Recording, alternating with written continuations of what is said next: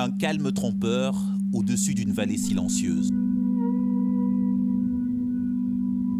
Un fief de Boko Haram, à la frontière entre le Cameroun et le Nigeria. 500 mètres plus bas, le premier village nigérian dans la ligne de mire de l'armée camerounaise. Par là. Sous les ordres du capitaine Kingé, des soldats sur le qui-vive pour veiller sur cette frontière poreuse. Là, nous avons l'une des bornes qui matérialise la frontière. Là, c'est le poste, nous sommes au Cameroun. Mais dès que nous traversons la borne, c'est déjà le Nigeria. Côté camerounais, sur la colline, un poste militaire avancé récemment créé. Oh, le chef de poste. Situation. Est-ce qu'il y a eu des mouvements de l'armée nigériane depuis Madagali là-bas? Quelques petits. Ok. Ici, peu de combats, mais un nouveau danger, plus insaisissable, le péril kamikaze. Tout autour, il y a des petits villages qui font régulièrement l'objet d'attaques de la part de Boko Haram. Alors nous avons reçu pour mission ici d'interdire le passage de la frontière déjà, dans un premier temps à Boko Haram. Ce n'est plus un secret pour personne qu'ils ont changé de méthode. Ils ont décidé de passer à la phase des kamikazes. Leur méthode, c'est plus réussir à s'infiltrer dans la population et une fois dans la population, se faire exploser. Dans cet extrême nord du Cameroun, pas moins de 40 kamikazes ces 12 derniers mois, auteur d'une trentaine d'attaques suicides attribuées à Boko Haram. Une menace permanente, mais invisible. Pour nous escorter, une quinzaine d'hommes armés. Direction Kouyapé, l'un des derniers villages meurtris.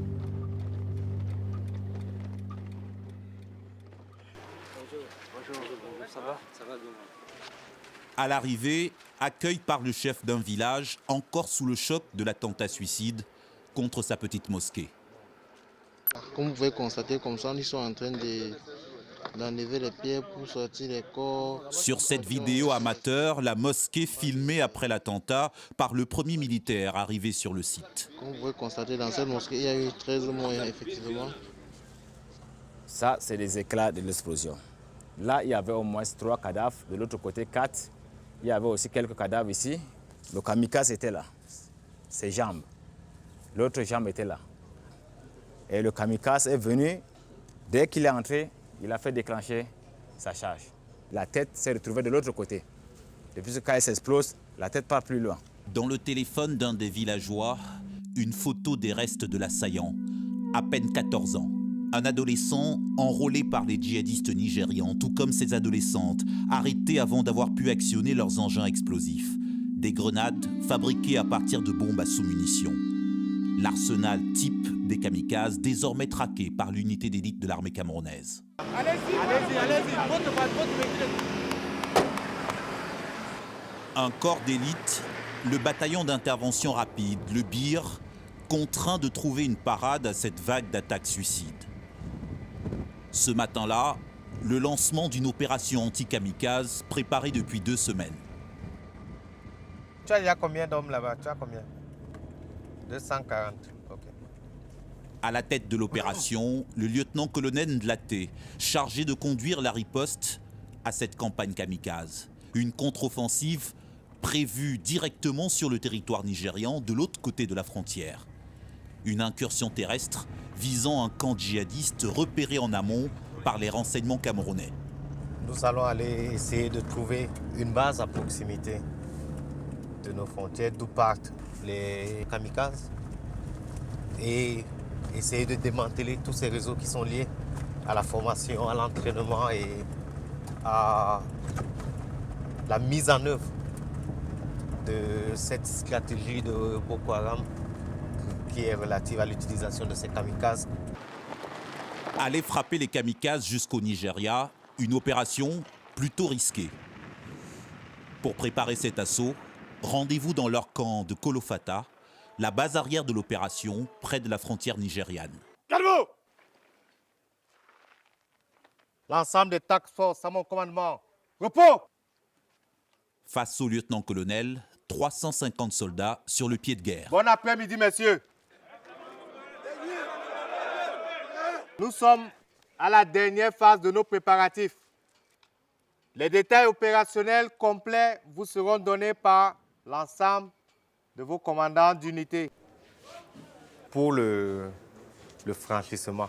Avant de franchir la frontière nigériane, dans le carré officier, les ultimes détails. C'est un plus qu'on vous donne. Un plus, pour prévoir la défaillance du système.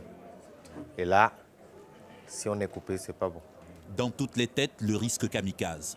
Dans les briefings, on va parler non seulement d'engins explosifs, de portes piégées, de locaux piégés, de véhicules piégés, de kamikazes qui peuvent foncer sur la force. Vous pouvez arriver dans un village, un jeune garçon, une jeune fille apparemment du village s'avance vers la force.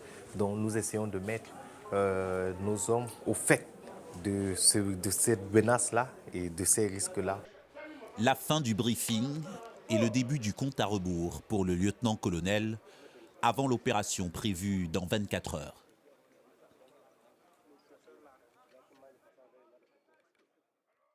C'est parti, mon kiki. À 30 km de là, le père Grégoire, dernier prêtre blanc dans cette région menacée par les djihadistes nigérians. Un curé escorté dans tous ses trajets par des anges gardiens militaires. Et on va arriver à un croisement avec l'ancienne route. On traverse et on entre sur la piste là. D'accord, vous serez en tête. D'accord. Un père français incollable sur les itinéraires locaux, car installé ici depuis 22 ans. Ah mais quand on fait l'escorte même à Kolofata, je suis souvent en tête, hein, faut pas vous inquiéter. Allez, on y va parce que maintenant ça suffit, on a perdu assez de temps. Malgré les attentats suicides, pour lui, pas question de quitter sa paroisse du village de Tokombéré. On va passer devant la mosquée de Tokombéré. Depuis quelque temps, là, ils sont aussi très gardés là, au niveau de la mosquée quand il y a la prière, avec tous les attentats de ces derniers jours. Là. Le nombre de victimes musulmanes est incomparablement plus élevé que les autres. Les chrétiens, en tant que chrétiens, sont très peu nombreux finalement. Il y a des chrétiens qui ont été tués, il y a mais un certain nombre, c'est pas en raison du fait qu'ils sont chrétiens, c'est parce qu'ils étaient là à ce moment-là. Résister à cette peur, faire face à la terreur de Boko Haram, un combat revendiqué par le père Grégoire. Quitte à être protégé 24 heures sur 24, même pour aller célébrer la messe avec des chrétiens du bout du désert. La menace terroriste fait partie de la vie dans quasiment le monde entier actuellement, donc on ne va pas s'arrêter de vivre pour autant, ou alors il faudrait partir sur la Lune ou se mettre dans une bulle ou quelque part. Ça n'a pas de sens. On est là et puis on est là qu'on continue. On a encore plein de chrétiens qui sont sur le terrain et qui souhaitent rester et qui continuent à vivre en bonne relation avec les quartiers ou les communautés musulmanes. Après 1 heure de route, un hameau reculé du pays, le lieu de vie d'une petite communauté chrétienne. Salut Thomas, ça va? Bonne arrivée. Merci. Tiens, voilà le sac de la messe. C'est bien. Une messe spéciale en ce dimanche. Un jour de célébration de 3 nouveaux baptêmes. Ah voilà. Voilà les rois de la fête là. Ça c'est Pascal. Oui. Voilà. Et où est Pascaline alors? Là-bas. Salut Lunette. Ça va? Yes. Oh, Venir célébrer la vie ici, en dépit du danger, presque un défi lancé à Boko Haram. Moi j'ai pas peur de la mort, de la mort physique. J'aurais peur de mourir bêtement, comme je dis souvent. C'est-à-dire, ce qui me fait peur, c'est de mourir sans que ma vie ait eu un sens. Que je cherche à éviter la mort ou pas, elle va venir à ma rencontre. Alors si elle me trouve planqué derrière un arbre, j'aurai honte. Si elle me trouve en train de faire mon boulot, allons-y. Je suis prêt. La guerre en toile de fond de chaque office célébré par le père Grégoire. Un prêtre en mission de paix pour éviter une guerre religieuse entre chrétiens et musulmans. Nous avons autour de nous des militaires qui nous aident et qui nous protègent pour empêcher la guerre totale. Et nous les remercions et nous prions pour eux. Nous, notre combat, notre travail, c'est de donner notre vie pour annoncer la bonne nouvelle, quoi qu'il arrive. Tu es musulman, tu es catholique, tu es protestant, tu es adventiste, tu es mon frère. Tu es Boko Haram, tu es mon frère. Tu es mon frère qui fait des conneries, mais tu es mon frère. Parce que la porte de sortie de la violence, la porte de sortie de la guerre, c'est la fraternité. Pascaline, je te baptise. Attention, c'est froid. Au nom du Père, et du Fils, et du Saint-Esprit. Amen. Un moment de joie, comme un répit en séjour de guerre. Nous entrons dans votre dispositif dans quelques marques avec 09 moins. Avec le lieutenant-colonel Nlaté, le retour à la frontière. Avant l'assaut programmé sur le camp de kamikazes nigérians, dernier stop à la rencontre d'un de ses officiers sur le terrain. Capitaine Jean, quoi aux autres, mon colonel? Ibrahim, ça va? Ça va bien, mon colonel. On est chez toi.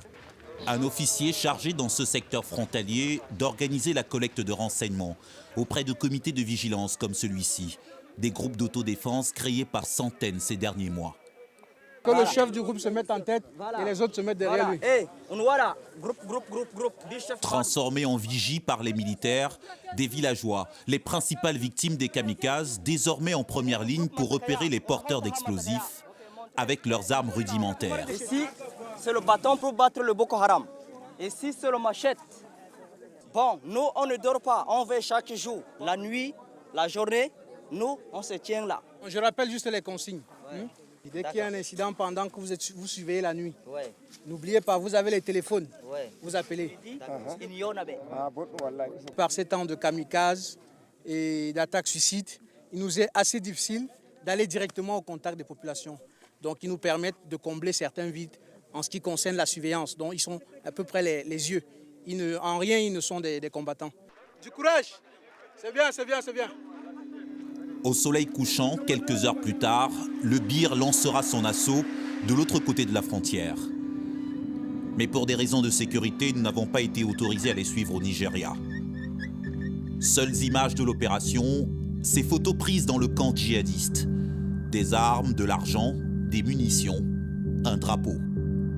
D'après un rapport militaire interne du BIR, au total, 17 présumés kamikazes auraient été tués lors de cette intervention au Nigeria. La vague d'attentats suicides, elle, a déjà fait plus de 200 morts au Cameroun. Dans la brume de cet extrême nord, une guerre à l'issue incertaine face à une menace inédite.